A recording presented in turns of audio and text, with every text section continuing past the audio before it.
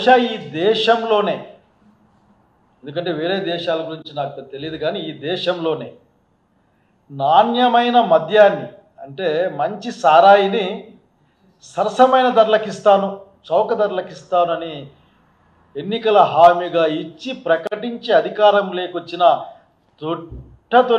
మొట్టమొదటి దాన్ని ఏమనాలి, నాణ్యమైన లిక్కర్ చీప్ రేట్లు అని చెప్పుకునే కాలాన్ని చూసాం. బహుశా మీరు ఒక్కరే అయింటారు. మీ ప్రభుత్వం జగన్మోహన్ రెడ్డి గారిని, వైసీపీ పార్టీని రాజకీయంగా ఎదుర్కోలేక, మీరు చెప్పుకోవడానికి ఏమీ లేకుండా ఉన్నప్పుడు, రోజు రోజుకి మీ పరిపాలన విఫలంగాను పరాజయంగాను అధోగతికి పోతున్నప్పుడు మీరు ఇటువంటి డైవర్షన్ పాలిటిక్స్ కోసం విషయాలు చేస్తారు. మీరు అసలు మాకు అర్థం కావడంలే. కృష్ణమోహన్ రెడ్డి గారికి, ధనంజయ రెడ్డి గారికి అసలు దీంట్లో ఏమి సంబంధాలు ఉన్నాయో మీ దగ్గర వాంగ్మూలాలు తప్ప సాక్ష్యాలే లేవని సాక్షాత్తు కోర్టు మీద మీరు ఒప్పుకున్నట్లు ఒక వినికిడి సమాచారం. చంద్రబాబు నాయుడు గారు, మీకు అసలు లిక్కర్ స్కామ్ అంటే చెప్పమంటారా? 2014-19లో మీరు ముఖ్యమంత్రిగా ఉన్నారు.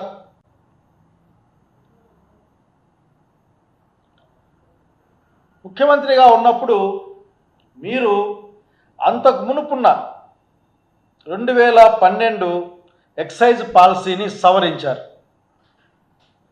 సవరించి మీరు చాలా గొప్ప గొప్ప కార్యక్రమాలు చేశారు అక్కడ. ఎందుకంటే మీకు మద్యం వ్యాపారం బాగా తెలుసు. మీకు మద్యాన్ని పెంచడం ఎట్లా, మద్యం ద్వారా మీకు సంబంధించిన వాళ్లకు అట్లాగే మిగతా ఆదాయాన్ని పెంపొందించడం ఎట్లా, దాంట్లో మీరు చాలా ఎక్స్పర్ట్లు మీరు. అప్పుడు మీ మీద కేసు వచ్చింది. ఆ తర్వాత సిఐడి వాళ్ళు కేసు ఫైల్ చేశారు మీ మీద. అందులో మీరున్నారు. మీరు చంద్రబాబు నాయుడు గారు బాగా గుర్తెచ్చుకోవాలి, ఎందుకంటే చాలా మర్చిపోతారు అనుకుంటుంటారు. మీకు అది చాలా నమ్మకం, ప్రగాఢమైన నమ్మకం. అది మీ మామగారు సీనియర్ ఎన్టీఆర్ గారి దగ్గర నుండి నేటి వరకు కూడా మీరు చేసిన అన్ని వ్యవహారాలు కూడా ప్రజలు మర్చిపోతారని మీరు భావిస్తూ ఉంటారు. మీరు 2012 ఎక్సైజ్ పాలసీని సవరించిన తర్వాత దాదాపు 1300 కోట్ల రూపాయలు ఆనాడు ప్రివిలేజ్ ఫీజుని లేకుండా చేయడం ద్వారా లిక్కర్ వ్యాపారులకి లాభం చేకూర్చారని ఒక ఆరోపణ. దానికి రికార్డు కూడా ఉంది. మీ copy to PS to CM అనే ఒక నోటు మీద అదంతా జరిగింది. ఆ రోజు జీవో నంబర్ 218, జీవో నంబర్ 468 లెక్కన ఆ రోజున ఎక్సైజ్ కమిషనర్ గారు ఈ ప్రివిలేజ్ ఫీజుని పెంచాలి, వీలైతే 10 పెంచాలి అని మీ ముందు ప్రపోజల్స్ పెడితే ప్రత్యక్షంగా మీ ప్రభుత్వం దాన్ని మాఫీ చేసింది అన్న విషయాన్ని మీరు గుర్తెచ్చుకోండి ఒకసారి. దాంట్లో సంతకం పెట్టిన వారు ఆనాడు నా కొల్లు రవీంద్ర ఎక్సైజ్ మినిస్టర్ గారు. నాకు సమాచారం ఉన్నంత వరకు డిజిటల్గా మీరు కూడా అప్రూవ్ చేశారు అని. బహుశా దీన్ని స్కామ్ అని అంటారా, ఏమంటారో మీరు చెప్పాలి మాకు. అంతేకాదు, మీరు ఇంకా చాలా విషయాలు దీంట్లో ఉన్నాయి. మాట్లాడితే మీరు ఎస్బీఐ ఆగ్రోస్ దాన్ని మీరు వాడారు. అసలు మీ హయాంలోనే కాదా ఆంధ్రప్రదేశ్ రాష్ట్రంలో డిస్టిలరీలకి అవకాశం ఇచ్చింది, అనుమతి ఇచ్చింది? గుర్తెచ్చుకోండి ఒకసారి. ఎస్పీవై ఆగ్రోస్కి కానీ, విశాఖ డిస్టిలరీకి కానీ, పిఎంకే డిస్టిలరీకి కానీ నాకున్న సమాచారం మేరకు మీ ప్రభుత్వమే పర్మిషన్ ఇచ్చినట్లు గుర్తు. మీరు మర్చిపోతారు మీరు చాలా. అట్లాగే మీరు చాలా విషయాలు మాట్లాడుతుంటారు. అసలుకి జగన్మోహన్ రెడ్డి గారి ప్రభుత్వం లిక్కర్ పాలసీలో నాకు ఎప్పటికీ అర్థం కాదు. ప్రభుత్వ పరంగా ఏదైనా వ్యాపారం జరిగితే ప్రభుత్వానికి లాభం వస్తుందా? ప్రైవేటు పరంగా వ్యాపారం జరిగితే ప్రభుత్వానికి లాభం వస్తుందా?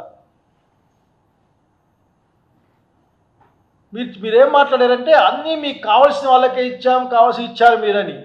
బాబు గారు మీరు గుర్తెచ్చుకోవాలి, ఎంతైనా కానీ మన రంగు మర్చిపోకూడదు. ఒకవేళ కంటెదురుగా కనిపించకపోవచ్చు కానీ ఇది గురువింద గింజ సామెత. ఇది మీ హయాంలో దాదాపు 69% ఆర్డర్లు మీరు కంపెనీలని 4కే ఇచ్చారు కదా, 4-5కి. 54% పైగా కొనుగోలు ఇప్పటికి కూడా మీరు 4-5 కంపెనీలు చేశారు కదా. అంటే మీరు ఎవరికి మేలు చేద్దామనుకున్నారు? దీన్ని స్కామ్ అనరా? అంతకంటే దీన్ని ఇంకా గొప్ప విషయం మాట్లాడుకుందాం. మీ నూతన పాలసీలో ప్రభుత్వ రంగం నుండి, ప్రభుత్వం అమ్మే దాని నుండి మీరు ప్రైవేట్కి ఇచ్చి ప్రత్యక్షంగా ఆ ఇసుక మద్యంలో మీ వాళ్ళకు లాభం చేకూర్చడానికి అని ప్రజలు మాట్లాడుకుంటున్నారు బహిరంగంగా. దానికి సాక్ష్యాలు ఉన్నాయి. చివరికి అప్లికేషన్లు పెట్టడానికి కూడా కష్టమైంది ఈ రాష్ట్రంలో. మర్చిపోవద్దండి. బహుశా మీరే చెప్పారు 2-3 సందర్భాల్లో. షాపుల కోసం కొట్టుకున్నారు. వేరే వాళ్ళు వస్తే మీ సంగతి తేలుస్తామని చెప్పారు. 30% దాకా మా కమిషన్ ఇవ్వాలని బహిరంగ చెప్పిన మీ విషయాలు ఉన్నాయి. లేకుంటే స్థానికంగా ఉన్న మీ నాయకులకు భాగస్వామ్యాలు ఉన్నాయి. అనంతపురం లాంటి పట్టణంలో అయితే ఒక షాప్ కోసమే కొట్టుకున్న సంగతి. ఇవన్నీ స్కామ్ అంటారు అనుకుంటా నేను. బహుశా మీరు చాలా ఫ్రీ హ్యాండ్ అంటారే, ఫ్రీ హ్యాండ్ ఇచ్చా అనిపిస్తుంది. మీరు చెప్పే మాటకి చేసే పనికి ఏనాడు సంబంధం లేదు. ఈ మద్యం విషయంలో కూడా ఏం చెప్పారు? బెల్ట్ షాప్ ఉంటే ఏదో పట్టుకోవాలనా? రండి చూపిస్తాం. బెల్ట్ షాపులు లేని ఊరే లేదు. 1-2 బెల్ట్ షాపులు లేకుండా పోతే అది ఊరే కాదేమో అని చెప్పుకునే పరిస్థితి వస్తూ ఉంది ఈ రోజున. మీ నాణ్యమైన మద్యం సరసమైన ధరలకు ఇచ్చే ఆ నేపథ్యంలో మీరు ఈరోజు లిక్కర్ స్కామ్ గురించి మాట్లాడుతూ ఉన్నారు. కామన్ థింగ్స్ ఇవన్నీ కూడా. ప్రభుత్వ పరంగా అమ్మితే ప్రభుత్వానికి డబ్బులు వస్తాయి. అనేక కంపెనీల్ని కట్టడి చేస్తే మద్యం యొక్క అమ్మకాలు తగ్గుతాయి. మరి అమ్మకాలు పెంచడానికి మీరున్నారా? మీ దగ్గర ప్రొహిబిషన్ శాఖ కూడా ఉంది అక్కడే. మీరు మద్యం అమ్మకాలని పెంచడానికి శాఖ పెట్టండి, the promotion of the liquor sales అని. ఎట్లాగో ఇప్పటికే మూల సందుకి ఆఖరికి బెల్ట్ షాపులతో నడిపిస్తున్నారు అనుకోండి మీరు. పైగా మీరు మాట్లాడితే చీప్ లిక్కర్ అని. బహుశా నాకు గుర్తుండే ఆ బ్లూ స్ట్రీమ్లు, అట్లా గోల్డెన్ ప్రైడ్స్, అట్లా పేర్లు మర్చిపోయినా. ఇటువంటివన్నీ మీ కాలంలోనే. కనుక అసలు స్కామ్ అన్నది ఈ రోజున ఆంధ్రప్రదేశ్ రాష్ట్రంలో నడుస్తూ ఉంది. గతంలో బహుశా మీరు మర్చిపోయే ప్రయత్నం చేస్తుంటారు. చాలామంది బయట చెప్పారు, మీకు కావలసిన వాళ్ళు, లేకుంటే ఈ లిక్కర్ తయారీదారుల యజమానులు ఎక్కడికి వెళ్ళారు? ఆ CCIకి వెళ్ళారు, కంప్లైంట్ చేశారు. అందులో తమాషా సార్, కంప్లైంటే తమాషా అనిపిస్తుంది నాకు. ఆ కంప్లైంట్లో మీరు చెప్పింది ఏంటంటే, మీరు అన్ఫెయిర్ కమర్షియల్ టర్మ్స్ ఉన్నాయి మ్యానుఫ్యాక్చరర్స్కి, సప్లయర్స్కి. అట్లాగే అసలు బ్రాండెడ్ ఆల్కహాల్ని అనుమతించడం లేదు ఎవరికి? ఆబ్జెక్టివ్ బేసిస్ పైన. అట్లాగే కన్జ్యూమర్ల యొక్క ఛాయిస్ మేరకు, డిమాండ్ మేరకు మీరు అసలు సారాయి అమ్మే విధంగా మీరు ప్రోత్సహించడం లేదు. అట్లాగే రేట్ ఆఫ్ కాంట్రాక్ట్. మీరు ఏం చెప్పాలనుకుంటున్నారు? ఎవరి తరఫున మాట్లాడుతూ ఉన్నారు మీరు? కానీ CCI ఏం చెప్పిందంటే అసలుకి ఏం లేదు, ఇది ఖచ్చితంగా లా అనుకూలంగానే ఉంది అని ప్రకటించింది. ఇక్కడ విషయమే లేదని కొట్టేసింది. అదే దానిపైన మళ్ళా మీరు ఈ రోజున వైసీపీ నాయకుల పైన అదే అభియోగాలతో నాకు ఆశ్చర్యం వేస్తుంది. ఎవరో ఆయన కంప్లైంట్ ఇచ్చాడట, దాన్ని ఎంక్వైరీ చేశారట, సాక్ష్యం లేదు, వాంగ్మూలాలు తప్ప. ఆ వాంగ్మూలాలు కూడా సగం మీ నాయకత్వంలో. కాస్త ప్రెజర్ ఉపయోగించేసి ఈ మాట, ప్రెజర్ చేసి భయపెట్టిన మాట ఎందుకు వాడుతున్నా అంటే, సాక్షాత్తు సుప్రీంకోర్టే చంద్రబాబు నాయుడు గారు ముఖ్యమంత్రి గారు. మీరు ముఖ్యమంత్రి, మీరు బెదిరింపులు కంటే మీ ప్రభుత్వం బెదిరింపులకు పాల్పడిందని చెప్పడం మాలాంటి వాళ్ళకు బాధాకరం. సుప్రీంకోర్టు అబ్జర్వేషన్ చెప్పింది, మీరు దయచేసి విచారణలో థర్డ్ డిగ్రీ ప్రయోగించద్దండి, ఫిజికల్గా మీరు బాధించద్దండి, వీలైతే కోర్టు ద్వారా న్యాయవాదుల సమక్షంలో దాన్ని చేయండి, బలవంతంగా సంతకాలు పెట్టించుకోవద్దండి అని చెప్తూ ఈ కేసులో రాజకీయ దురుద్దేశాలు ఉన్నట్లు ప్రాథమికంగా అనిపిస్తుందని కూడా సర్వోన్నత న్యాయస్థానం ప్రకటించిన నేపథ్యంలో చెప్పాలనుకుంటా ఉన్నాం. మీకేం కావాలో చెప్పండి, మీరు ఏం ఎక్స్పెక్ట్ చేస్తున్నారో చెప్పండి. మీ నాయకత్వంలోని ప్రభుత్వం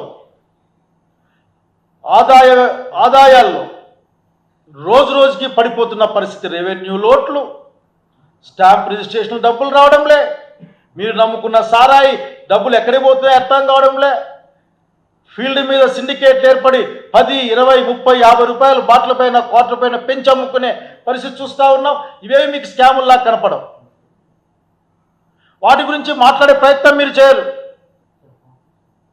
మేము మర్చిపోవాలి, మీరు కొత్తగా కొనుక్కుంటున్న 170 కోట్ల హెలికాప్టర్ విషయాన్ని మేము మర్చిపోవాలి, లేక చిన్న వర్షాలు వస్తేనే మునిగిపోయి అమరావతిని మేము మర్చిపోవాలి.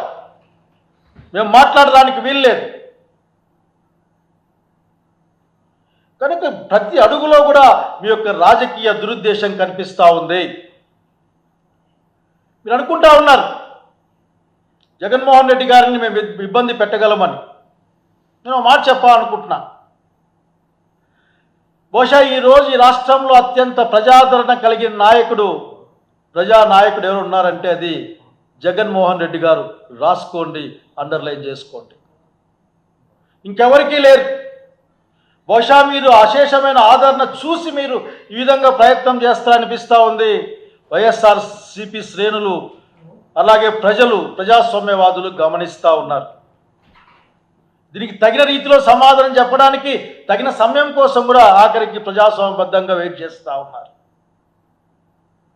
మీరు చంద్రబాబు నాయుడు గారు, మీరు చాలా పురాతనమైన పాతకాలానికి సంబంధించిన రాజకీయ నాయకుడిగా చెప్పుకుంటూ ఉంటారు. మీతో బిల్ గేట్స్ మాట్లాడతారు, బిల్ క్లింటన్ మాట్లాడతారు, అసలుకి నరేంద్ర మోడీ గారు రాత్రింబగళ్ళు మీతో మాట్లాడుతూనే ఉంటారు.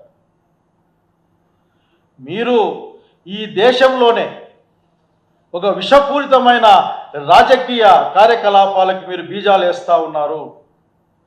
ఒక పాయిజనస్ సీడ్స్ మీరు ఇచ్చుతూ ఉన్నారు. అవి ఎటు మారుతాయో మీరు అర్థం చేసుకోవాలా మీ విజ్డమ్లో. అది సొసైటీలో కూడా ప్రాకుతూ ఉంది. ఈ రాష్ట్రంలో హింస అనే ఒక ధోరణి పెరుగుతూ ఉంది. మాటలతోనో సంప్రదింపులతోనో జరగాల్సిన పనులు చివరికి హత్యల దాకా కొట్టుకుని ఈరోజే మా అనంతపురం జిల్లాలో చూశాను. ఆఖరి బాబు ఇద్దరు రైతుని, ఒక ఫ్యామిలీని కొట్టుపడేశారు. అక్కడికక్కడ పెరుగుతూ ఉంది. ఇదే మీరు భవిష్యత్తు తరాలకు నేర్పించబోతా ఉన్నారు. దాని ఫలితాలు, ఆ విషవృక్షాల యొక్క విష ఫలితాలు మీకే అందుతాయి. మీరు గమనించుకోవాలి. అట్లా కాబట్టి మీరు ఇష్టం ప్రకారం మాట్లాడుతూ ఉంటే సాధ్యం కాదు. ఇది డెమోక్రసీ. ఇది మాకు సీట్లు వచ్చాయి కదా మేము చేస్తాం, మాకు సీట్లు వచ్చాయి కదా మేము చేస్తాం, మాకు ఓట్లు వచ్చాయి మేము చేస్తాం, కుదరదు. అట్లా మహా గొప్ప గొప్ప నియంత్రణ చూసింది ఈ ప్రపంచం. కుదరదు. అది ప్రజాస్వామ్య ప్రక్రియలో మీరు ఉండాల్సిందే. వెళ్తారు అసలుకి నిజంగా ఎంత స్పష్టంగా నేకెడ్గా మీరు అనుకుంటా ఉన్నారు. ప్రజలకు గమనించడం లేదు, తెలియజేయడం లేదు, వాళ్ళకి తెలియదులే అనుకుంటా ఉన్నారు. మీరు ఈ రోజున మీ పరిపాలనలో దేవతా వస్త్రాలను ధరించి ఉన్నారు. మీరు సూపర్ 6 లేదు, ఆదాయం లేదు, మాట్లాడే వాళ్ళు లేరు. జగన్మోహన్ రెడ్డి తెచ్చిన ఇండస్ట్రీస్ని లేక పెట్టుబడులని మీగా చెప్పుకునే ప్రయత్నం.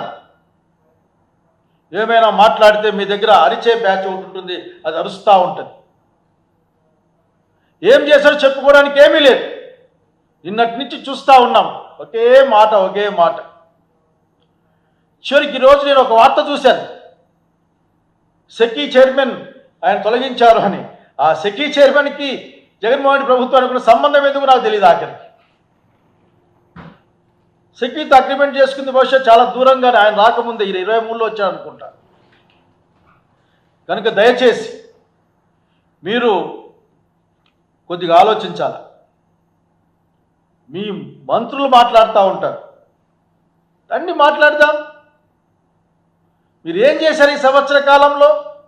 అసలు మీ దగ్గర లిక్కర్ కేసు ఉన్న ఆధారం లేదో చెప్పండి. ఎవరు ఏ విధంగా కంప్లైంట్ చేశారో చెప్పండి. ఇదే కంప్లైంట్తోనే కదా మీరు సీసీఐకి పంపించింది. మీరు పంపలేదు అంటారేమో, బయట చెప్తారు, బయట అంటా ఉన్నారు. I think it is right. Wrong అయితే ఇది నేను చేయగలిగింది ఏం, ఐ విల్ కరెక్ట్ ఇట్. మరి వాళ్ళు చేసిన ఆరోపణలతో ఇక్కడ పోయింది, అక్కడ క్లియర్ చిట్ ఉంది, అక్కడికి ఏం లేదు. ఇక్కడ అసలు జగన్మోహన్ రెడ్డి గారు ఈ లిక్కర్ కేసులో ఎక్కడ సంతకం పెట్టారా? మాట్లాడారా? అంటే ఒక డిస్కషన్లో కూర్చుంటేనే కేసులు పెట్టేస్తారే. ఈ మధ్యకాలంలో చాలామంది అనధికార వ్యక్తులు మీతో కలిసి కూర్చుంటారు కదా, వాళ్ళపైన కేసులు పెడతారా? తిరుపతిలో ఒక ఆయన పారిపోయాడే, కేసు పెట్టేస్తారా? మీరు పెట్టేయండి మళ్ళీ. కనుక ఇది ఎవరినో భయప్రాంతులు చేసి, ఒక భయాన్ని క్రియేట్ చేసి రాజ్యాన్ని పరిపాలిద్దాం, లేక అధికారాన్ని ఆపుకుందాం అంటే కుదరదు. మీరు చెప్పినవన్నీ డొల్లం మాటలు అర్థమైపోయింది. మీరు కేవలం ఎన్నికల్లో గెలవడం కోసం మాత్రమే, అధికారం కోసం మీరు ఏమైనా మాట్లాడతారని మరొక్కసారి నిరూపితమైంది. మీ ఐఏఎస్ ఆఫీసర్లు బహుశా ఫస్ట్ టైం మీ హయాంలోనే మీ ఐఏ ఆఫీసర్లు వేరే ఐఏఎస్ ఆఫీసర్లు ఐపీఎస్లో ఒక డిమార్కేషన్ వచ్చింది. చాలా దురదృష్టకరం. బహుశా మీ యొక్క యాటిట్యూడు లేకపోతే మీరు చేసే ఈ విష బీజాల యొక్క ఆ ఫలితం, ఆ విష ఫలాలని మీ చుట్టుపక్కల ఉన్న వాళ్ళు మిమ్మల్ని ఇప్పటికీ దాన్ని, లేక మీరు వాడుతున్నారో వాళ్ళు మిమ్మల్ని వాడుతున్నారో, మొత్తం మీద వాడేవాళ్ళు కూడా అనుభవించాల్సి వస్తుంది. ఇందులో ఏమీ లేదు. మీరు వెతుకుతూ ఉన్నారు. ఎంత తమాషగా ఉందంటే, మీరు కంక్లూజన్కి వచ్చేసి ఆ కంక్లూజన్ కోసం మీరు కారణాలు వెతికే పరిస్థితి. మీరు ఏందో మీకేం కావాలో బుర్రలో పెట్టుకొని దానికోసం వెతుక్కొని కరెక్ట్ సమాధానాలు ఇవ్వలేదని ఒక మాట. కరెక్ట్ సమాధానం అంటే ఏందో స్లిప్ ఇవ్వచ్చు కదా పాపం వాళ్ళకి వచ్చిన వాళ్ళకి, ఇవే చెప్పండి మీరు అని.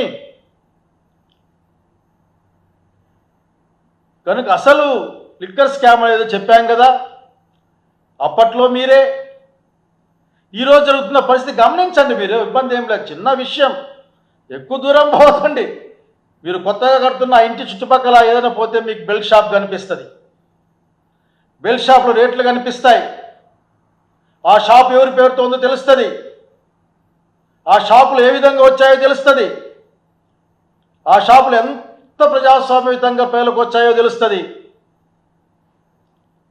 ముఖ్యమంత్రి గారు మిగతా వాళ్ళ గురించి ఆలోచిస్తలేవు. ముఖ్యమంత్రి స్థానంలో కూర్చున్న మీరు రాగద్వేషాలకు అతీతంగా రాజ్యాన్ని పరిపాలించాలి, రాష్ట్రాన్ని పరిపాలించాలి. మీరు రాగద్వేషాలకు అతీతంగా కాకుండా ఏం మాట్లాడరు. మీరు అసలు ఆశ్చర్యం వేస్తుంది. అసలు ఏం చంద్రబాబు నాయుడు గారు పాపం అని ఇదేది అసలు ఇది ఇట్లా మాట్లాడుతున్నాడే. కనుక ఈ రోజున సుప్రీంకోర్టు స్పష్టంగా చెప్పిన నేపథ్యంలో సిసిఐ కొట్టేసిన ఒక కేసుని ఒక సిట్లో నేను ఉండలేనని చెప్పి ఒక ఐపీఎస్ ఆఫీసర్ పోతే, అయినప్పటికీ మీరు దాన్ని కొనసాగించే క్రమంలో దాన్ని ముందు తీసుకెళ్ళడం, ఇవన్నీ కూడా ప్రజాస్వామ్యంలో హర్షణీయం కాదన్న సంగతి తెలియజేస్తూ ఉన్నాం. నిజంగా